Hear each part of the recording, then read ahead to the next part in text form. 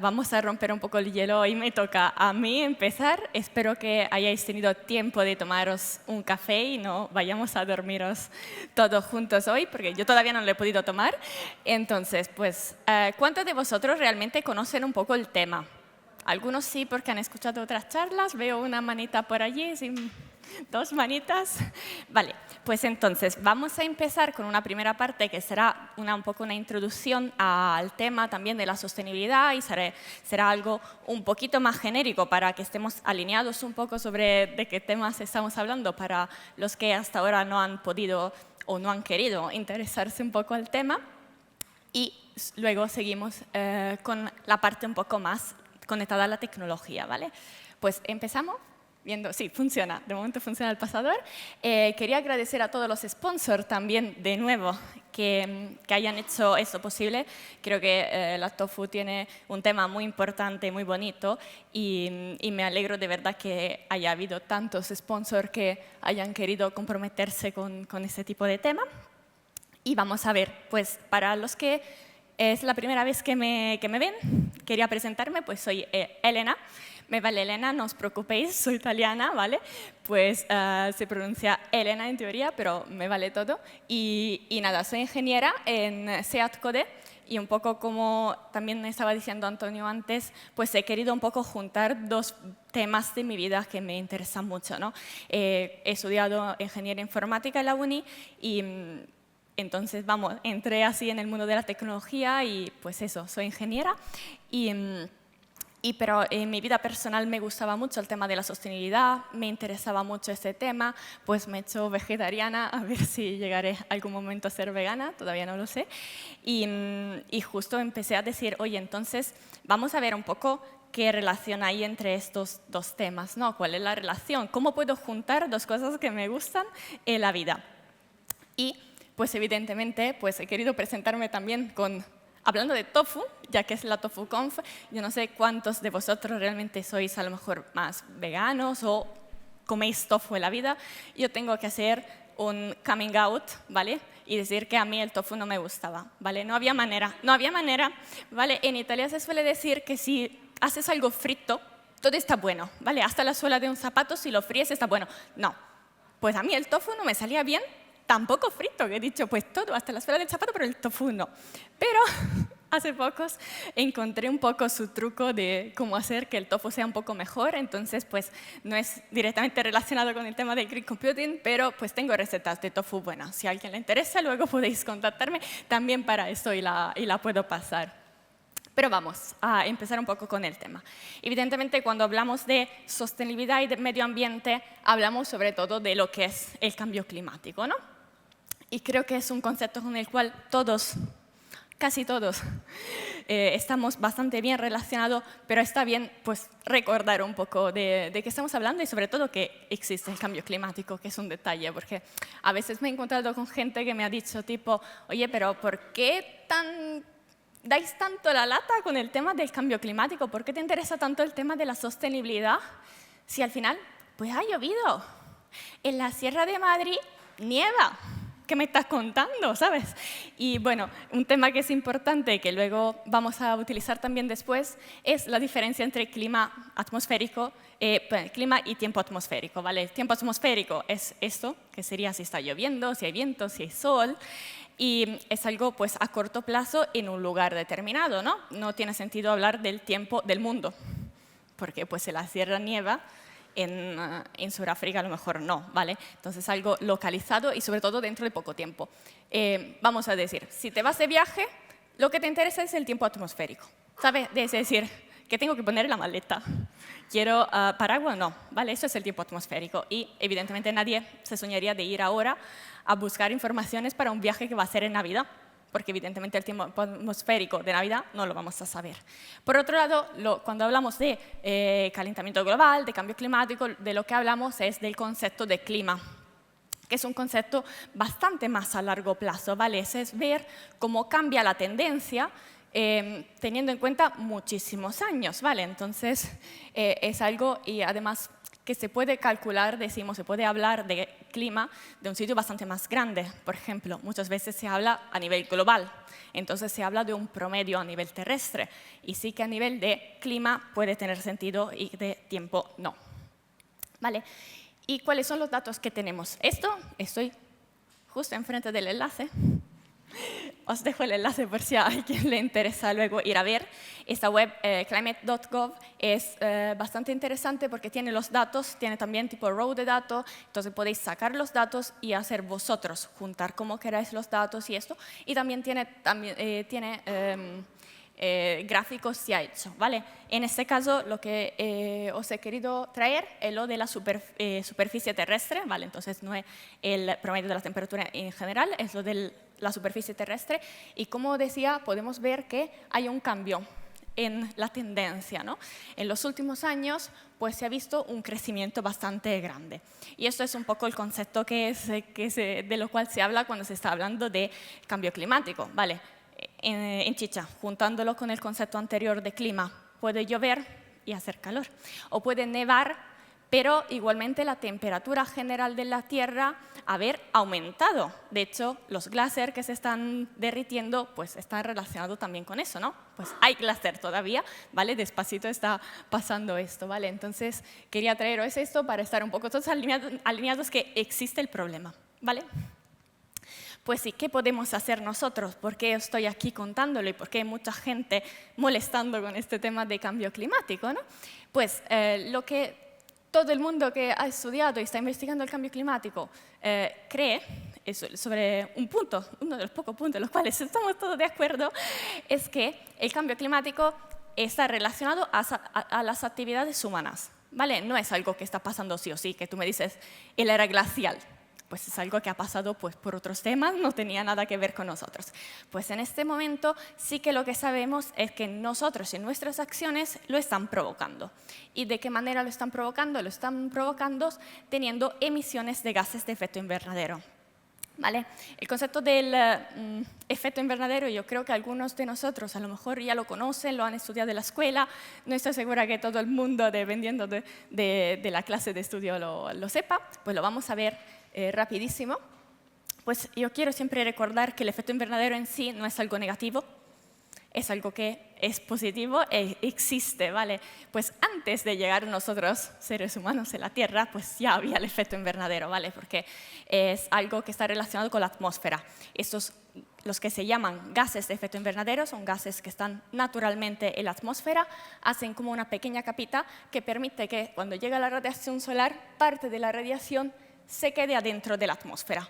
La radiación que se queda dentro de la atmósfera es la que permite que el planeta Tierra tenga cierta temperatura y es lo que ha permitido, por ejemplo, el desarrollo de la vida de mamíferos y esto, cosa que no hemos tenido, por ejemplo, en otros planetas que no tenían estos gases, ¿vale?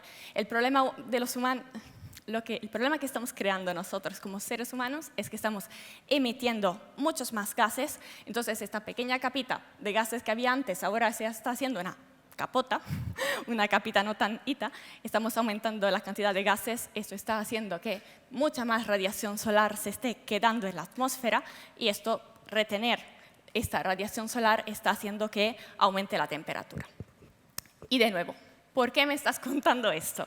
Pues estoy contando esto porque realmente creo que es algo que nos afecta a todo el mundo, a todos nosotros, ¿vale? Porque ahí, evidentemente, pues hace más calor.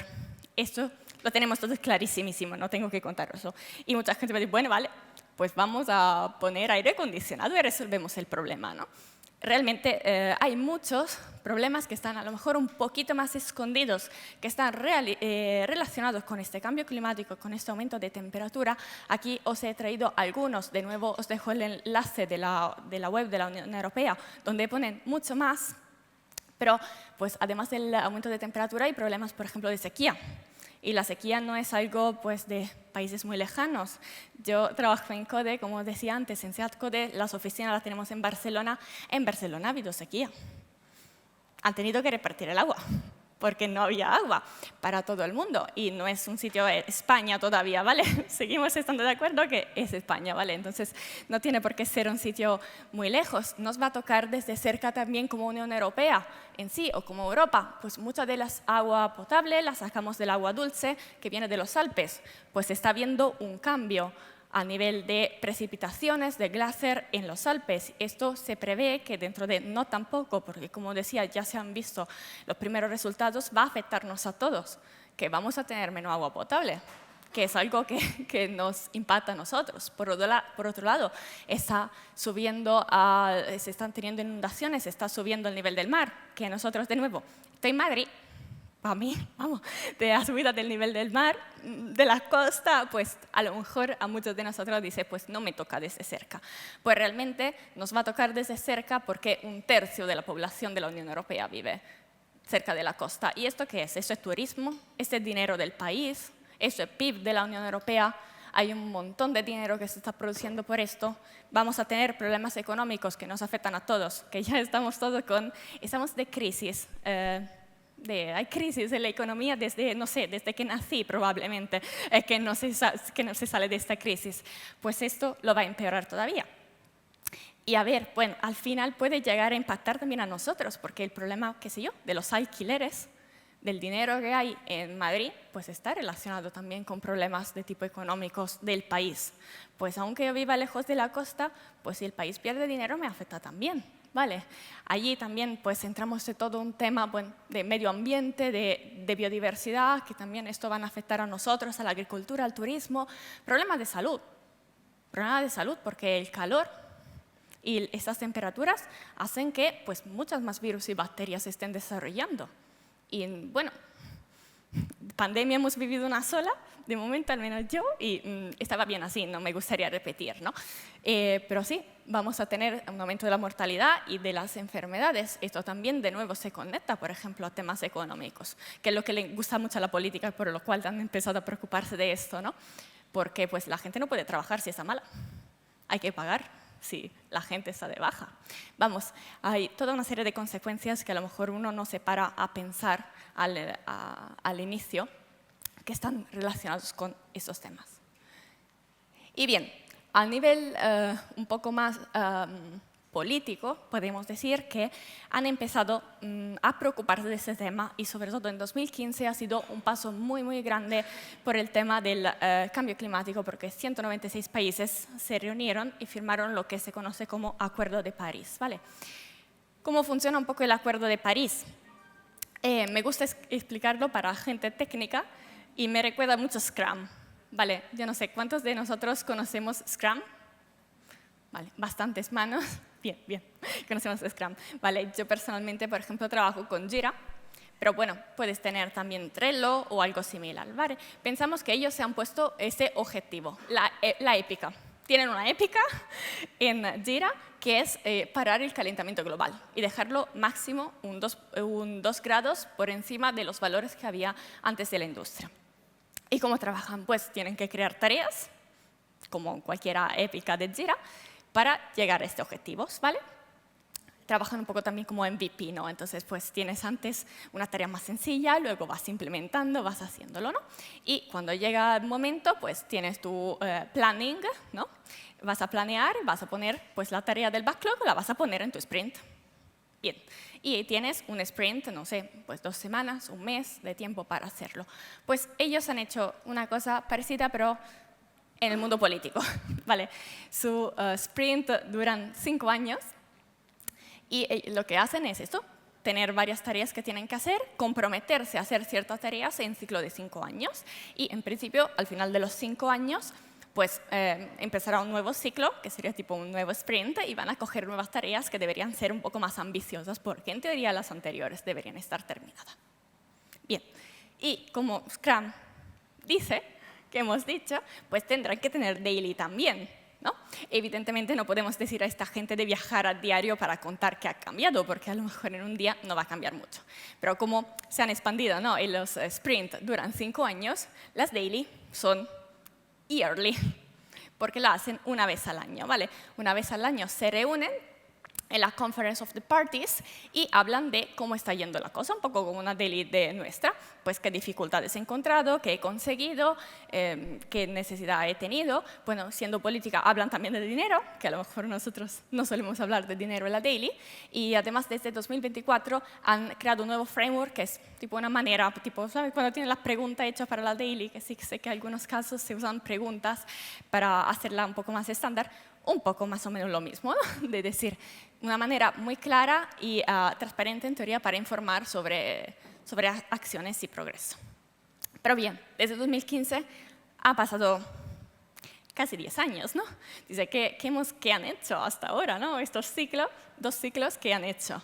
Pues lo que ellos mismos declaran que han conseguido es que han conseguido que las soluciones de tipo cero emisiones, es decir, que intentan no producir gases de efecto invernadero, y en particular cuando se habla de cero emisiones hablamos sobre todo de la CO2, el dióxido de carbono, están casi la mayoría en los sectores de la energía y los vehículos, en particular con la energía renovable que ha llegado y ahora se conoce muchísimo, y los vehículos eléctricos, ¿vale?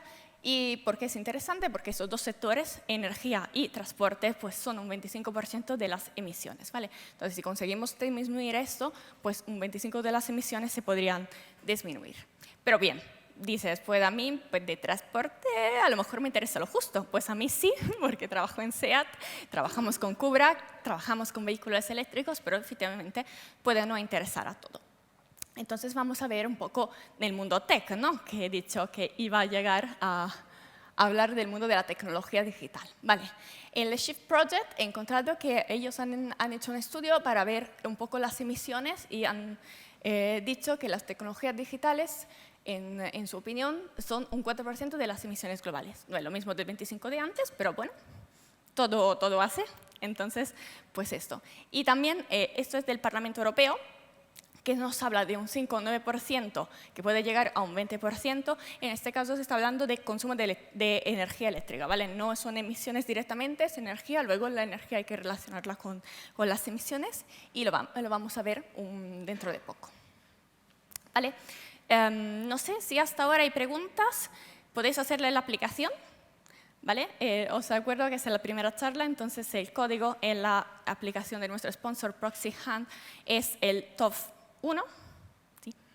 Me confirman. Entonces, si tenéis alguna pregunta sobre la parte así de introducción, podéis ir haciéndola, y si no, la vamos a ver al final.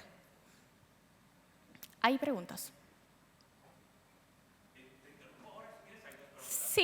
Sí, vamos a ver esta primera parte y ya entramos más en el tema de la tecnología, teniendo claros estos conceptos. Vale, a ver. La primera es, si el cambio climático es hecho por el humano, ¿qué tanto son responsables las industrias y qué tanto las personas comunes? Pues, a ver, las industrias y las personas son, exacto, las dos partes de los humanos que hacen factores. Bueno, un estudio que no pensaba presentar aquí, pero os puedo enviar si a alguien le interesa, pues dicen que pues, prácticamente hay muy pocas empresas realmente que son responsables de, no me acuerdo si decía un 80% de las emisiones globales. Entonces, vamos, que una parte muy fuerte, muy grande de las emisiones realmente la hacen efectivamente el sector de la industria. ¿Qué podemos hacer nosotros como seres humanos y por qué yo creo que es importante que todos nosotros estemos involucrados? Vamos a ver, por ejemplo, un tema que creo que conocemos todos, que es lo del greenwashing, ¿ok? ¿Por qué existe el greenwashing? El greenwashing, en mi personal opinión, según varias gente que lo estudia, existe porque la gente se ha empezado a preocupar de esto. La gente ha empezado a decir, oye, a mí el tema del medio ambiente me importa. Yo quiero que tú como empresa me des algo que a mí me interesa. Entonces, que me des algo green. Luego, a ver, las empresas no han encontrado la solución mejor, evidentemente, porque el greenwashing no es algo positivo. Habrían tenido que dar de verdad a la gente lo que necesita, lo que quiere, pero es un fenómeno que enseña cuánto la demanda influye sobre lo que las empresas hacen. Es decir, que si la gente nos interesa el tema, nos preocupamos del tema y hacemos elecciones con nuestro dinero, por ejemplo, que sean más sostenibles, pues es algo que a ellos le toca el bolsillo y le tiene que interesar. Entonces, realmente, lo que yo considero y por qué creo que es importante que cada uno de nosotros haga un poco eso, es esto. Si nosotros pedimos esto, las empresas cambian y hacen esto. Si además empezamos a decir, oye, mira, a mí el greenwashing, por ejemplo, no me interesa, no me vale. Yo quiero que lo hagas de verdad, porque yo mi dinero, mi turismo, mis cosas, las voy a llevar a un sitio que esté alineado con mis valores. Y si lo empieza a hacer mucha gente, eso tiene un impacto económico para ellos, por ejemplo. No sé si contesta la pregunta, si no podéis poner otra pregunta y lo vamos a ver después. Y no sé si hay una más. Hay una más y el resto lo dejamos si queréis para el turno de preguntas porque no vayas pilla de tiempo. La pregunta es, ¿qué argumentos o datos le podemos dar a nuestro cuñado cuando nos dice que el nivel del mar en su playa no ha subido? A ver, bueno, cuando hablamos con gente que es así, yo creo que a veces hay gente que simplemente no quiere verlo y nosotros no podemos tampoco pelear con todo el mundo. Es decir, más que darle los estudios y la ciencia, yo creo que cuando hay que justificar algo, será que soy una persona de STEM, hay que hacerlo con datos. A mí, de que me cuentes tu vida, pues no, lo que sé. Y tu abuelo ha fumado 90 años y no ha tenido tumor, entonces, pues fumar no da tumor. ¿Me quieres contar eso? Pues si esto es como funciona tu lógica, pues es bastante difícil llegar a razonar, porque para razonar se supone que la otra persona aplique una lógica, esté dispuesto también a escuchar, ¿no? De cierta manera. Entonces, yo lo que haría es intentarlo a lo mejor una vez, de hablar con el cuñado y decirle, oye, pues mira, es que los datos dicen otra cosa. Oye, mira, ¿no ves el efecto? Hay efectos que ya, como decía, se pueden ver, que son visibles. Entonces dice, entonces ¿tú cómo justificas eso? ¿No? Según tu lógica. Y luego, a ver, yo he visto gente que pues, dice que pues, la Tierra es plana y consigue justificarlo de alguna manera, no demasiado científica. Entonces, a ver, el problema es un poco eso, ¿no? Que al final cada uno ve lo que quiere ver. Yo creo que es importante intentar que la gente se base en los datos, se base en la ciencia, pero pues si la gente te dice que la ciencia no existe, pues yo creo que allí ya entramos en un tema que mejor ir a hacer lo que podemos y ir a hablar con otra gente que a lo mejor sí que está dispuesta a cambiar idea y no perder nuestro tiempo con gente que no quiere escuchar. Y volvemos a nosotros, sí que si no se nos va mucho. Y, a ver, sí, vale, vamos a ver el tema de la tecnología, ¿vale? Pues primero, el tema del Green Computing, que estábamos diciendo antes, que la idea era un poco que salgáis a charla sabiendo qué es, más o menos, qué incluye y todo esto, ¿no? Y al final, como hemos visto antes, los países han firmado el Acuerdo de París, todo muy bien, maravilloso, vale. Nosotros en el sector de la tecnología también tenemos gente que podemos decir que es un poco más activista o se está preocupando de esto, ¿no?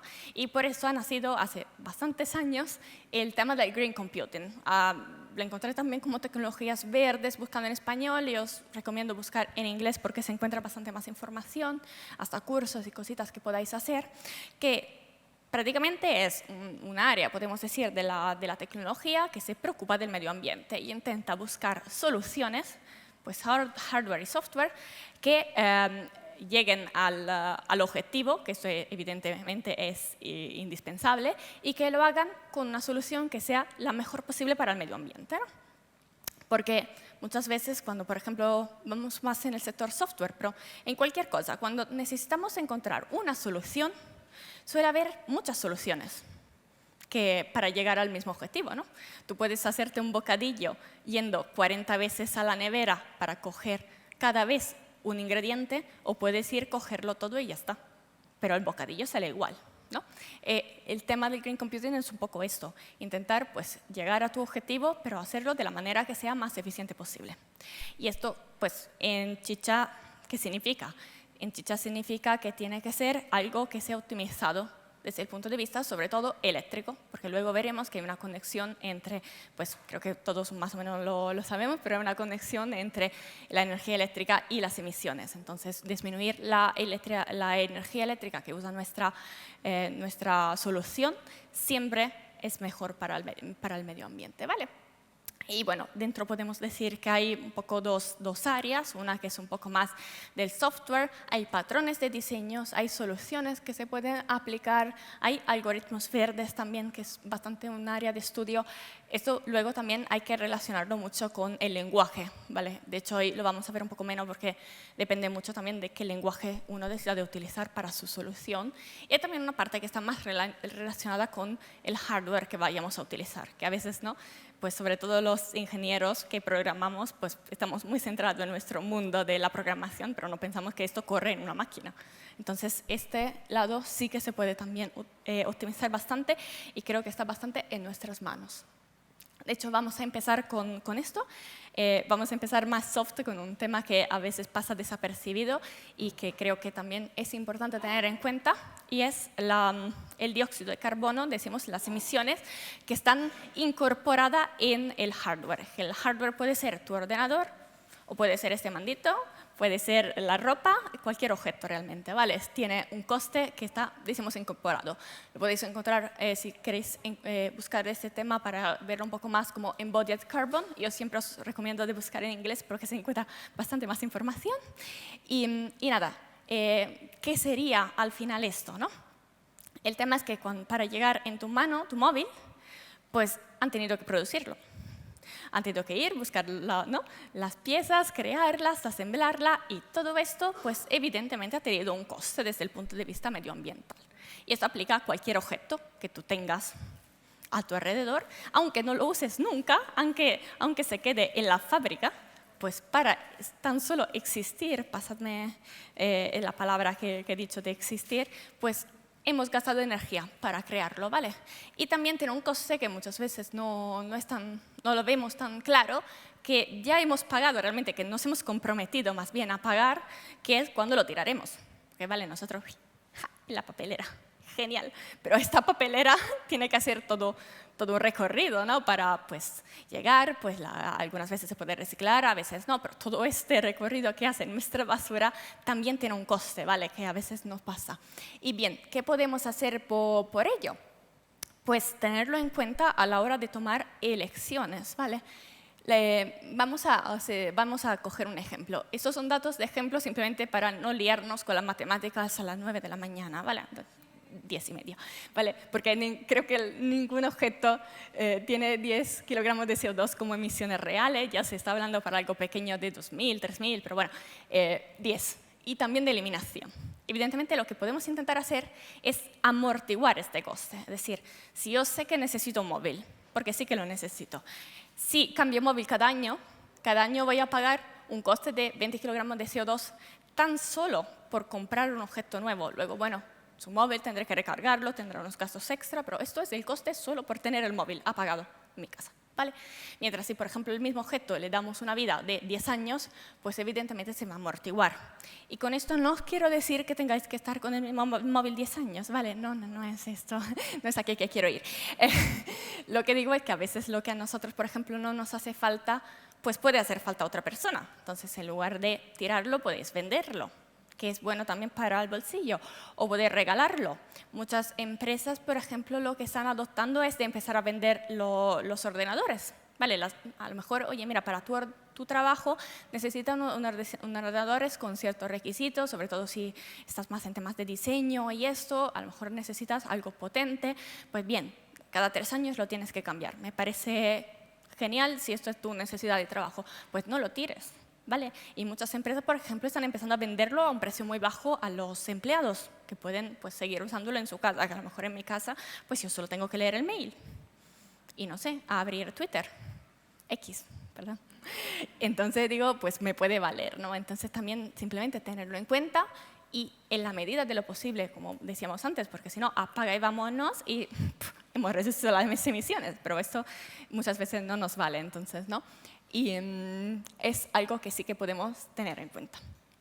Otra cosa que podemos tener en cuenta es algo que han publicado en este research 2 ingenieros de Google en 2007, y ellos lo han llamado Energy Proportional Computing. A ver, yo lo he traducido un poco como proporcionalidad energética, no es la traducción mejor, estoy consciente de ello. Si alguien tiene buenas ideas, me lo puede pasar y para la próxima vez lo voy a traducir mejor. Pero bueno, si lo queréis buscar, aquí tenéis el research publicado.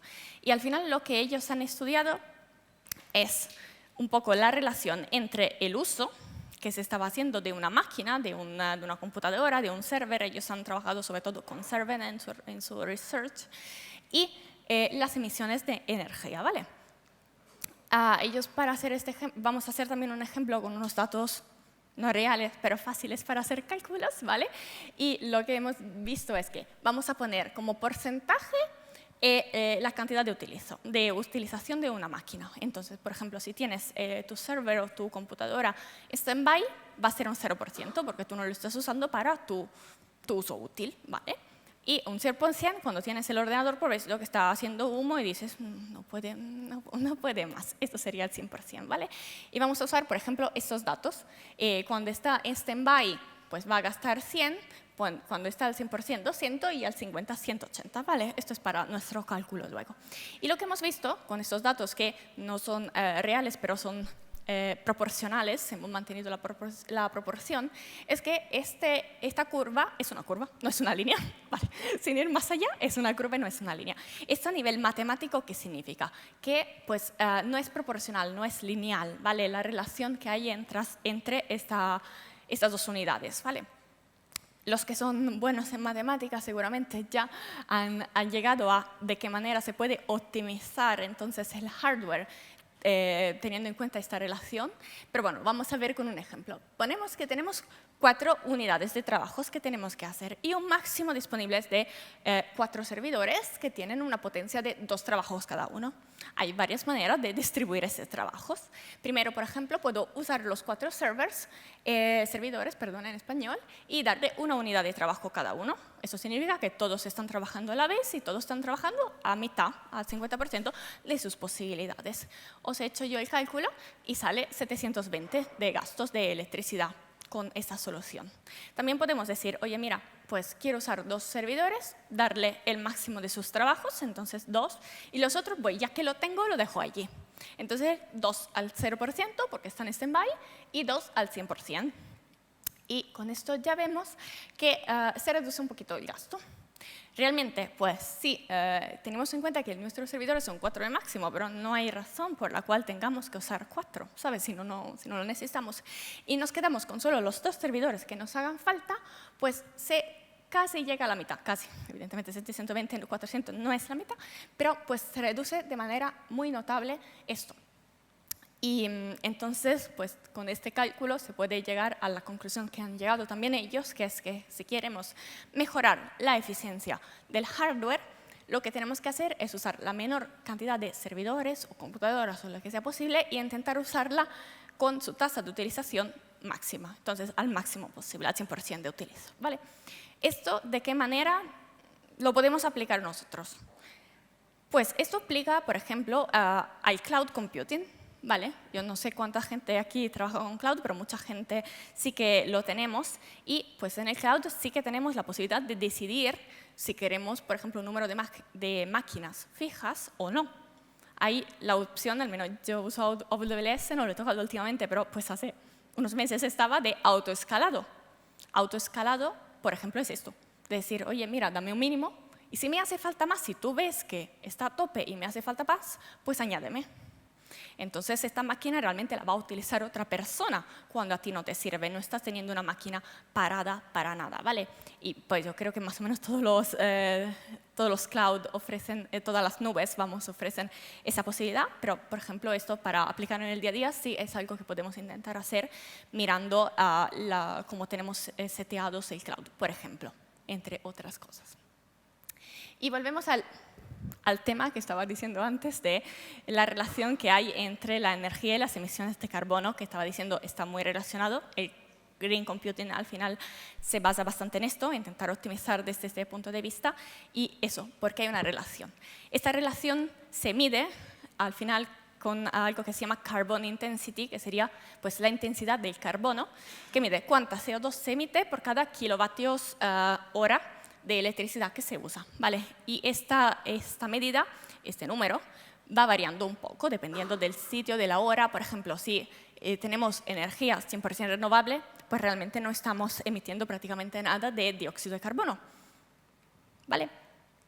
Pues y eso, este es un valor que sí que podemos y deberíamos tener en cuenta a la hora de calcular realmente cuáles son las emisiones. Es decir, la ubicación, entre otras, es algo bastante importante. Esto es de carbonfootprint.com y esto es un promedio de la carbon intensity del país. ¿Vale? Entonces, evidentemente, veremos que estos países se basan sobre todo en energías no renovables, por eso tienen valores más altos, mientras allí pues, se basan sobre todo en energía renovable, ¿vale? Entonces, realmente, por eso decía, hay una relación, pero ojo que ahí que no es tan fácil, ¿no? Evidentemente, si tú te pones y gastas un kilovatios de energía en una hora, por ejemplo, en Sudáfrica, pues tus emisiones son bastante más altas de pues, consumir 5 kilovatios en Islandia, ¿vale? Porque realmente es más limpia la energía.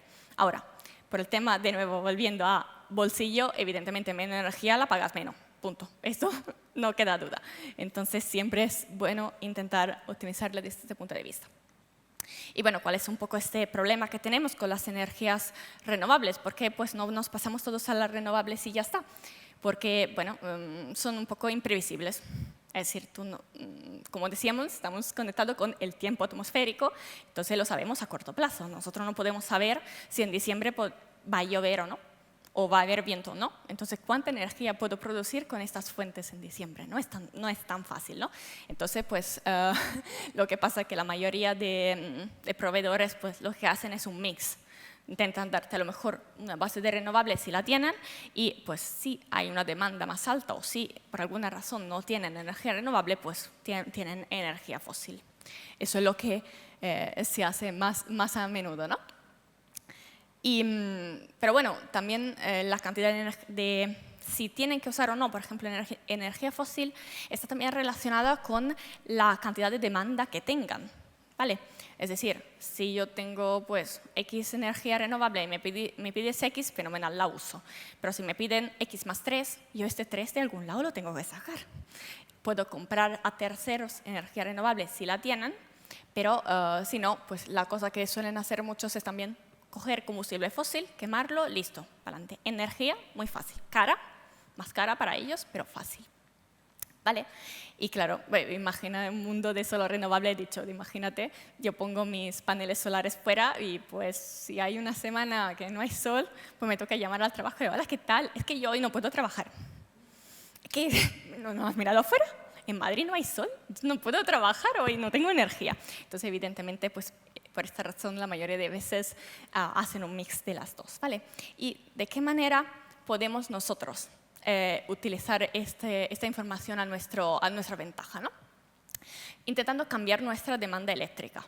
Entonces, nosotros sí decidimos cuándo pedir energía y evidentemente lo que podemos pedirla es en espacios, en sitios, por ejemplo, en Islandia. Vamos a mudarnos todos a Islandia, evidentemente no es factible, pero sí que, por ejemplo, volviendo al tema cloud, sí que podemos ver nuestro cloud dónde tiene sus servidores o sus data centers o dónde tiene su computación y esto va a impactar también en nosotros, en la electricidad que estamos gastando y cuánto es limpia la electricidad.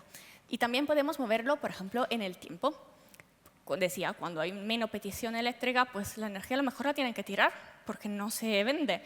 Entonces, este es un buenísimo momento para hacerlo nosotros. Yo no sé, aquí yo en Italia, cuando era pequeña, me acuerdo que las lavadoras se hacían por la noche porque costaba menos. Porque, claro, para hacer el demand shifting directamente ellos, lo que hacían era venderte energía más barata de noche porque la usaba menos gente y más cara de día. Y eso también es algo que nos puede, por ejemplo, influir en el día a día. Es decir, nosotros tenemos que hacer ciertos procesos automatizados a diario, pues, cada 24 horas para trabajar con ciertos datos y esto. Podríamos hacerlo a las 8 de la noche, a las 9 de la noche, porque ya no hay nadie que me toque la base de datos en la oficina, pero pues hay una demanda eléctrica brutal porque hay restaurantes y todo, y pues lo tenemos puesto, por ejemplo, a las 5 de la noche. De la madrugada, mejor dicho, ¿verdad? Para justo pues, hacer este demand shifting. Y según el University College de Dublín, haciendo estas dos cosas optimizadas al máximo, se podría llegar hasta un 99% de disminución de gasto de CO2, ¿vale? Evidentemente 99 es difícil de llegar, pero sí que ellos en su estudio lo han hecho. Vamos a dar una pincelada súper rápida de software para que os quedéis con esta idea que quería que la conocierais. No vamos a entrar en detalle, vamos a decir simplemente que existe la Software Carbon Intensity. Es una especificación de la Green Software Foundation y sirve para medir simplemente un poco el software, cuál es el impacto del software. Es todavía en proceso, es algo nuevo, lo han sacado hace 3 años más o menos. Tienen su GitHub donde se puede poner cualquier tipo de pregunta que tengamos y se calcula con una fórmula. Una fórmula con datos que son bastante complicados de encontrar, ¿vale? Porque, por ejemplo, bueno, tienes que saber la energía que consume tu software y eso se puede medir, ¿vale? Dependiendo del lenguaje.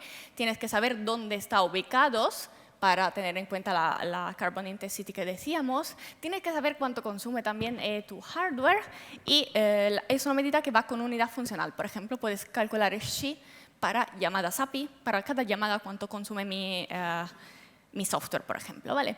Y nada, no vamos a calcularlo hoy, que no nos da tiempo, ya me han dado un toque y hasta aquí. Las ideas entonces un poco clave que podéis, espero, reutilizar en vuestro día a día son lo de intentar optimizar el uso de los servidores, usándolo al 100% lo más posible, prolongar la vida útil del hardware, vender, regalar, hacer lo que os dé la gana si no lo queréis vosotros.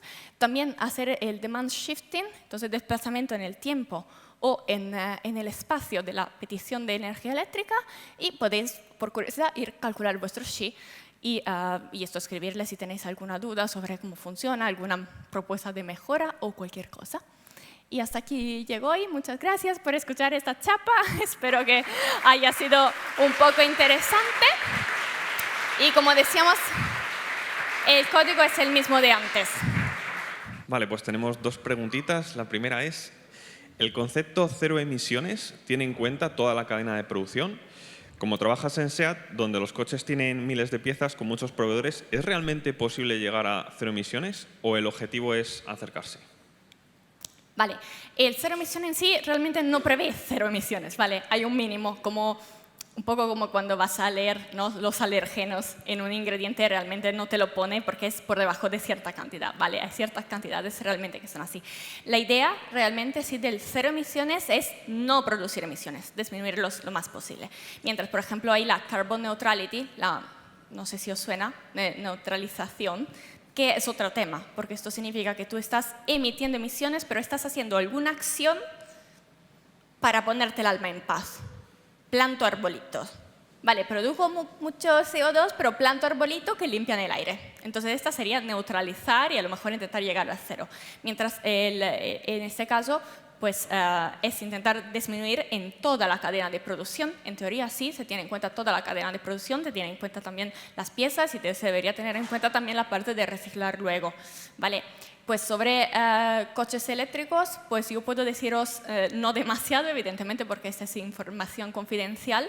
Sí que se está haciendo estudios dentro de la empresa. En mi caso, hay un equipo que se encarga eso de revisar esto también con el tema legal y todo, y de medir las emisiones. Y yo, evidentemente, estando más en el área del software, de hecho, en testing no estoy muy cerca de esto. Sí que están trabajando en ello, sí que hay un equipo también que se encarga de medir y de presentar. De hecho, los resultados deberían ser públicos, se deberían poder encontrar porque hay que presentarlos a la Unión Europea, creo. No me acuerdo si lo presenta España, España lo presenta a la Unión Europea o al revés. Entonces podéis encontrar los datos directamente.